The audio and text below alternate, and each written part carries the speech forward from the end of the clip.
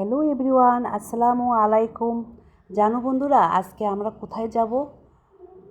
পল্টনে ঝাড়বাতির শোরুমে। এই তো দেখো, আমরা চলে আসছি পল্টনে ঝাড়বাতির শোরুমে। আজকে আমার মনটা ভালো নেই, মনটা খুব খারাপ।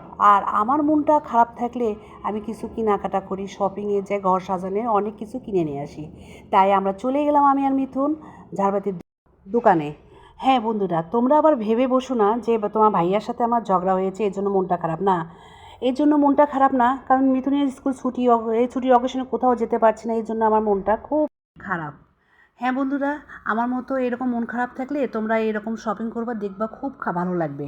তো যাক, অবশেষে আমরা চলে আসলাম কেএফসিতে এরকম দেখো খাবার অর্ডার করেছি, chicken fry, French fry, rice.